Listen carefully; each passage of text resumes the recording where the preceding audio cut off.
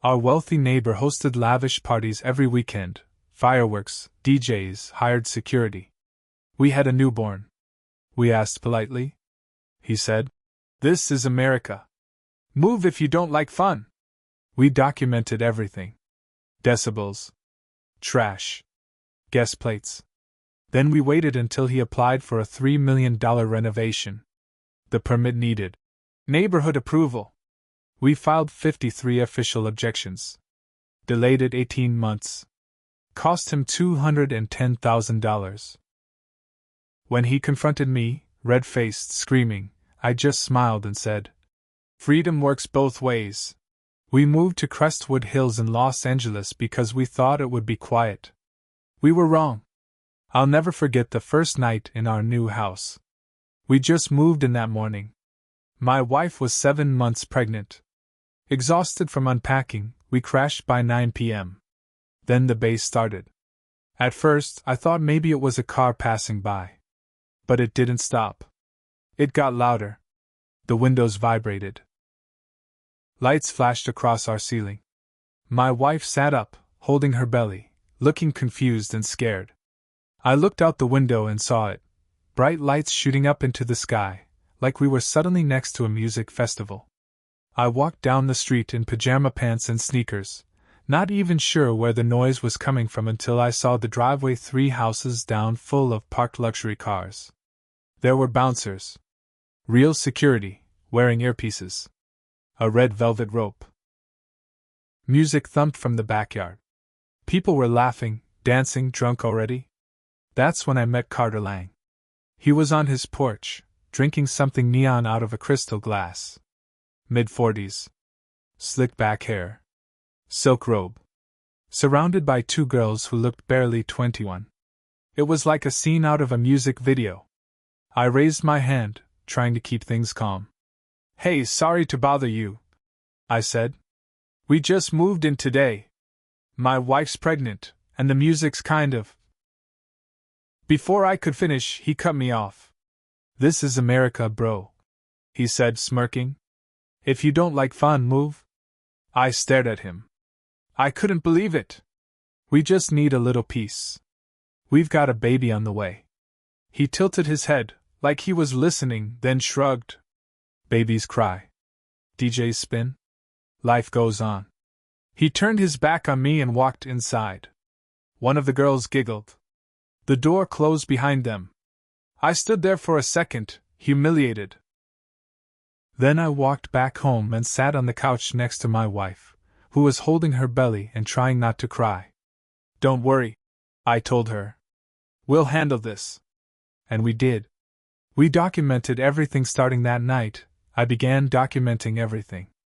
I bought a decibel meter from Amazon, one that police departments use. Every Friday and Saturday, I took readings from our property line and inside our house. I logged the times. Took pictures of cars blocking driveways, beer bottles tossed onto lawns, party guests throwing up in bushes. My wife, who's a lawyer, helped me write up incident reports. We didn't just guess, we had evidence. I called the police a few times. They came, took a report, but the parties kept happening. Carter must have greased the right palms. Or maybe they just didn't care. He had a security team that smoothed things over. Even gave cops gift bags. I saw it happen. So we changed tactics. We built a case. We joined the local HOA. It was mostly old-timers who hated Carter but didn't know what to do. I brought them copies of my logs. Showed them videos of people urinating on sidewalks. One guy, Mr. Abbott, said he once found a half-naked couple hooking up in his bushes. Still, nobody wanted to start a war with a rich guy. They were afraid of getting sued. Or harassed. That's when everything changed. The renovation plan one day, about 9 months after we moved in, I saw a fancy architectural rendering sitting on Carter's porch table while I was walking the dog. New rooftop deck.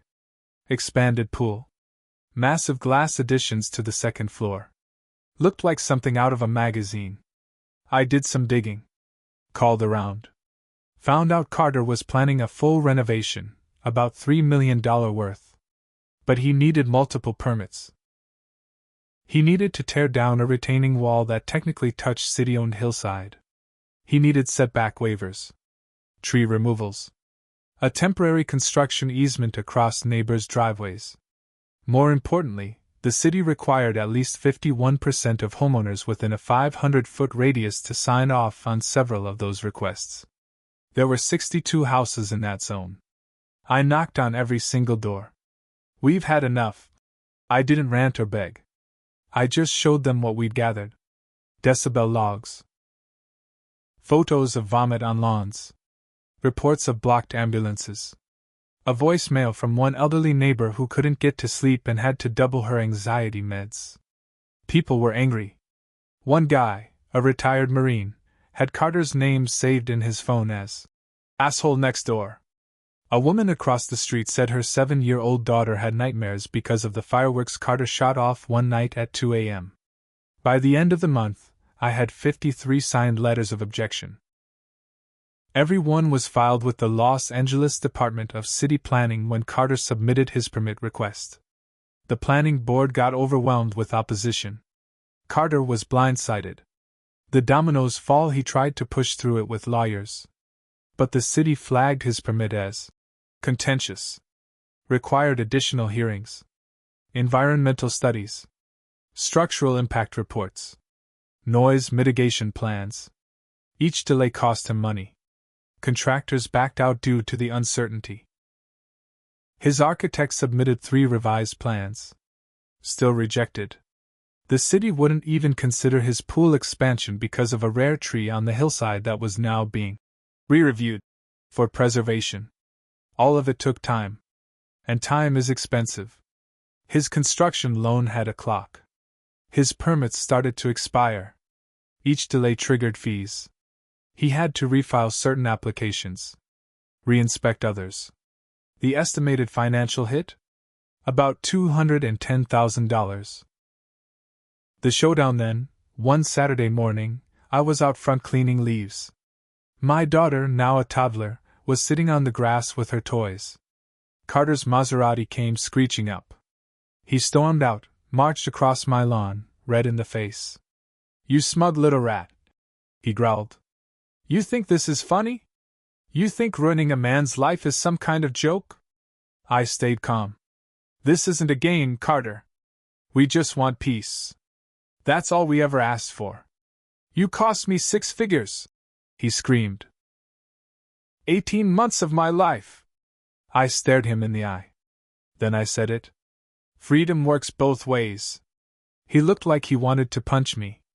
Instead, he turned, muttered something under his breath, and got back in his car. He doesn't have parties anymore.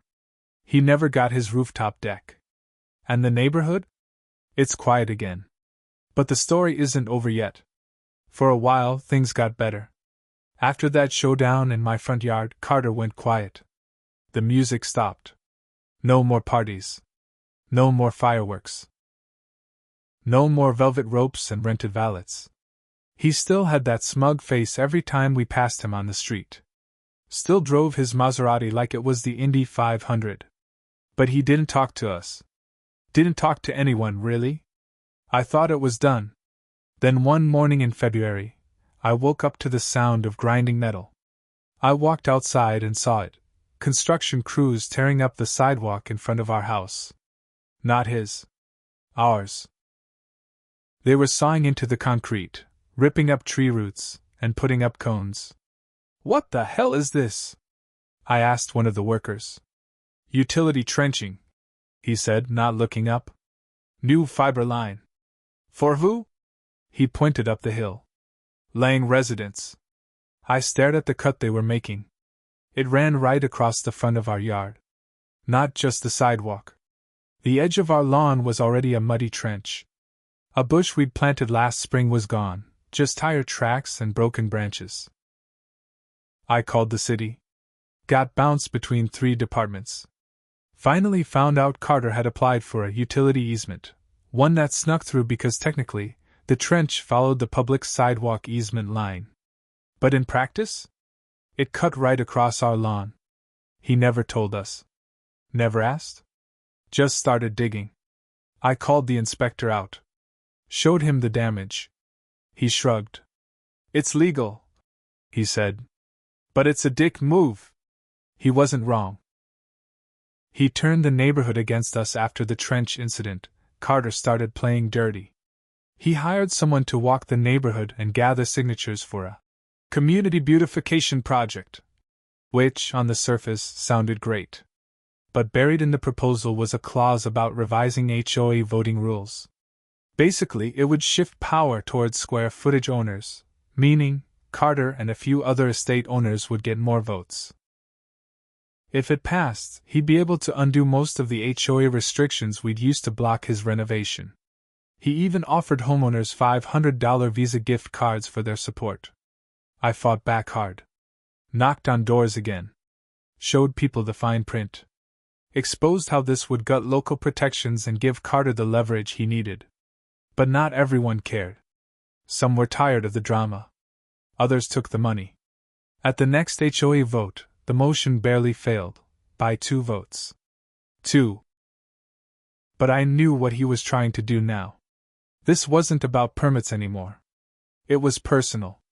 Then things got worse. 2 weeks later, I got a letter from the city.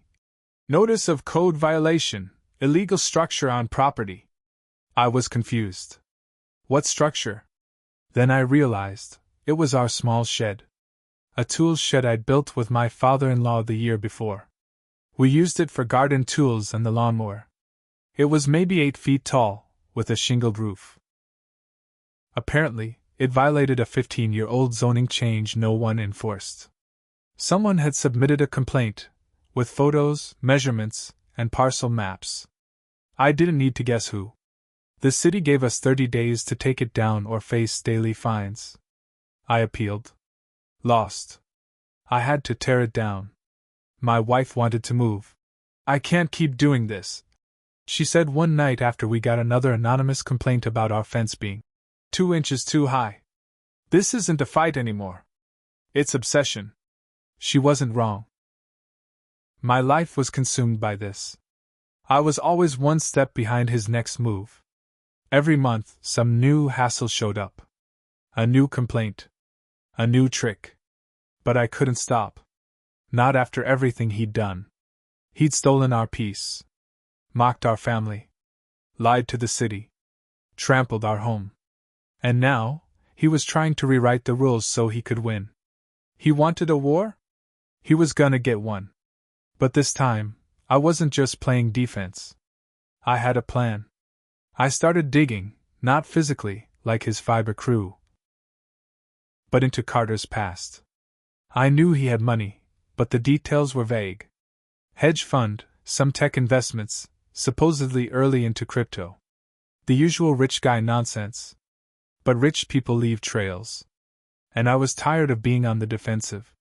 My wife was still hesitant, but when she saw how much stress this was causing me, and how Carter's tactics were bleeding into our daily life, she agreed to help me look into him.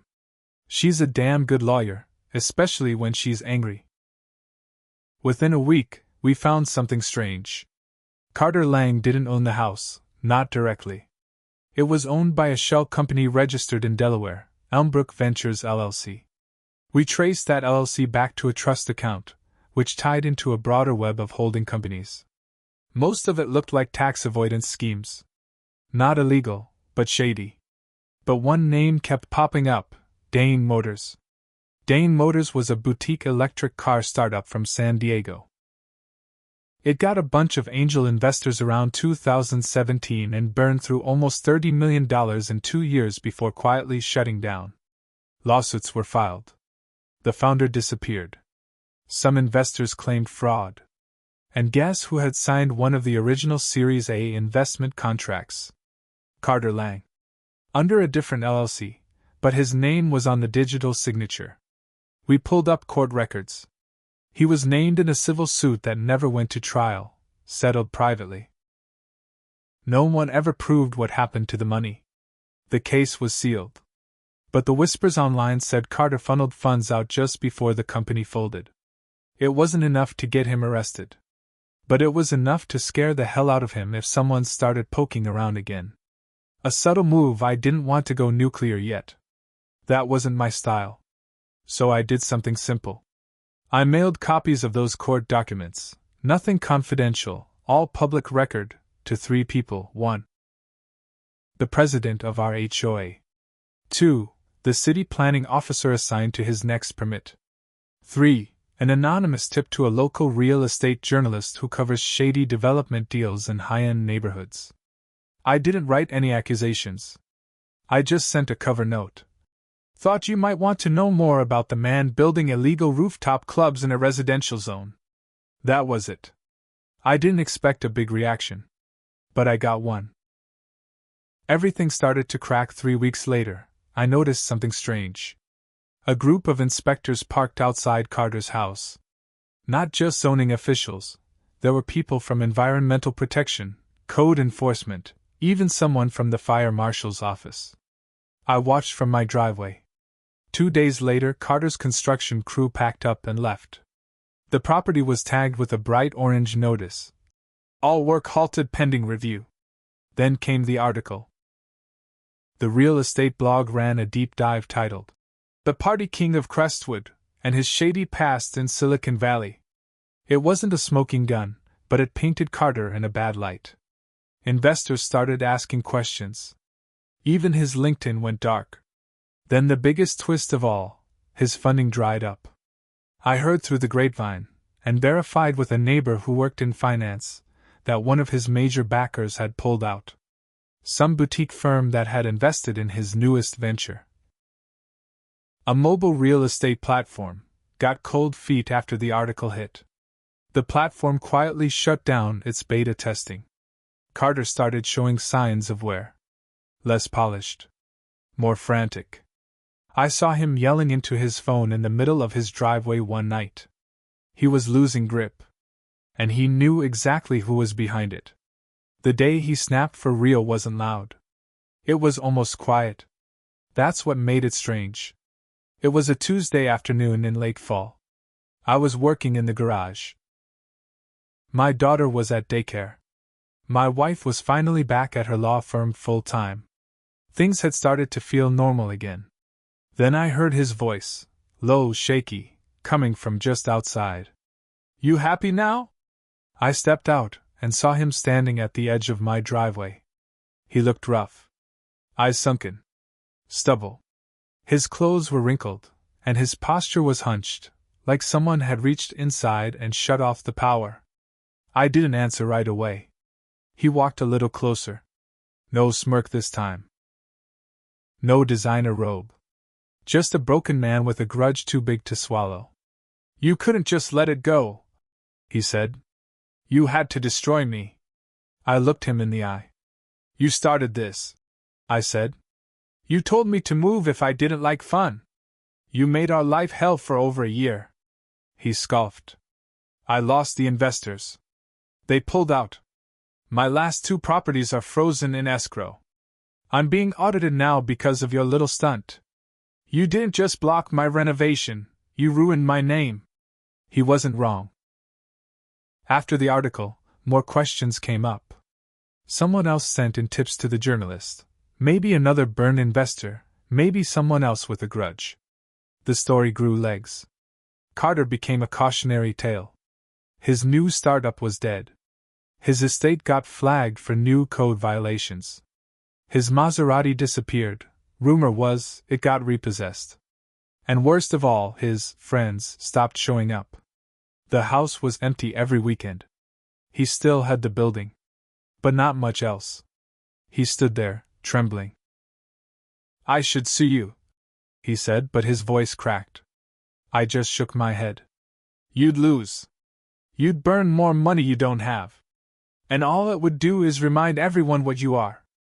That was the moment. His eyes dropped to the ground. He didn't say anything. Didn't threaten me again. Just stood there like he was waiting for me to hit him.